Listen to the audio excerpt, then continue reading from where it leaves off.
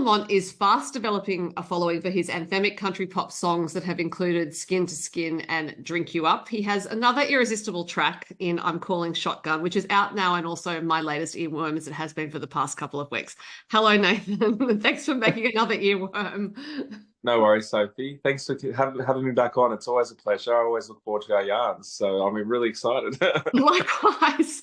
Now, I'm going straight to the new song because you posted a clip on social media of the origins of this song and then you spliced it with the finished product, which was such a great way to show us your work, basically. And I always love it when musicians do that. So encourage you to do it more if you want to. When did you get the idea for this song? Yeah, so Alex Mather and I were in the studio together. We'd actually just finished recording the vocals for Skin to Skin, and we had blocked out the whole day for the vocals. So we didn't know how long it was going to take. So we decided, look, once we knocked over the vocals in half the day, we just decided to sit down and write a song, and it was really unplanned. We had no intention that day of writing a song. So to get my third single out of that was pretty cool, it was Alex that kind of brought the hook idea. I'm calling shotgun. We didn't have any kind of narrative or storyline attached to that particular hook. It was just a line that was thrown out, and we both kind of were happy and landed on that idea and that concept, and it kind of grew into this story about a guy who is in love with this girl who's in a toxic relationship, and he's saying to her, look, if you're ever wanting something new and you want to ride off into the sunset, I'm calling shotgun. so.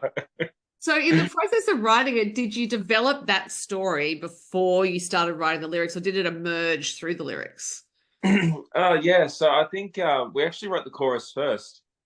So we didn't have the storyline of the toxic relationship or anything like that. That didn't come into play until after we'd written the chorus. So in the chorus, we just wanted to, up until this point, I've really enjoyed writing with a lot of visuals, and I feel like because I was going to go into this my third single with a music video, I wanted a song that had a lot of visuals to play with, and we just kind of started jotting down all these visual ideas that things that you experience driving, or places that you go, or things that you can do with someone when you hit the road. So we kind of were just throwing out those visual ideas, and we kind of settled on each one as we found it, and the 40 acres of heaven, midnight dance on a rooftop, just random kind of visual concepts that we thought sang really well, and highlighted some romanticism in a relationship. So and then it just kind of built from there, and I think that the verses came shortly after, really, and we just kind of had to flesh that out a little bit just to make sure it made sense. Yeah. And such an interesting way to think about putting it together, like actually thinking of that finished product. As you said, you wanted to make a video, which you did make with Jeremy Minette from Eyes and Ears, and it's a great video. So it's thinking, I suppose, about the audience as well. That's where it might stem from, that you're thinking, well, how can we actually take this story and present it in the most fulsome way to the audience? Yeah. I think that every time I write, I always, it's not that I want to pander or anything like that. I have the audience in mind because I want them to just understand the story, and for it to be, something that they can come along with when I'm singing it, in terms of the visual aspects, but also the emotional aspects. And I think that with Drink You Up and Skin to Skin, I felt like I did a good job with that, at least making it clear what the message was about, and we wanted to do that this time around as well. And for me, when I'm writing, I'm not always writing from a place of experience. I think most artists, whilst they like to draw from experience, we also can sometimes exaggerate and kind of expand out from that, or draw inspiration from other people's experiences or whatever it might be. And this song was just really, highlighting some traits that I feel that I have, with just positive lyrics, and highlighting for me, I've always been, I've been in a relationship with my wife now for 15 years. So, I'm someone who likes to write a lot about love.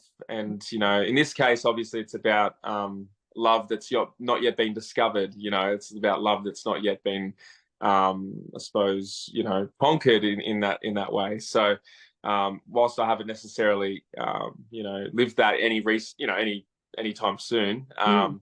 I feel like it's at least something that I enjoy singing about and highlighting the the more fun elements of love, really, the earlier days that we go through.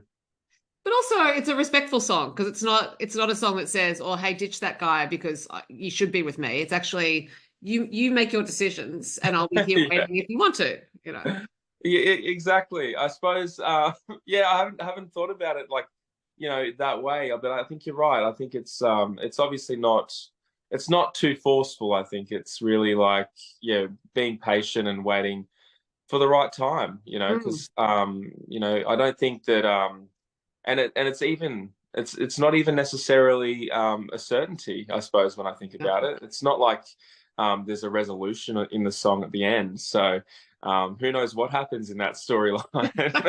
Which is part of the part of the fun of it is that the listener can take their own experiences into it, and also because I Yeah, think, as you said, those visual elements you went for in the lyrics, they do make it a picture in the yeah. listener's head, and it is this wish of the narrator saying, if you decide that it's not for you, I can offer all of this, and making it a positive story, not, oh, I'm just the alternative to that crap guy. I mean, in the music video, it kind of does it does resolve in that way, I suppose.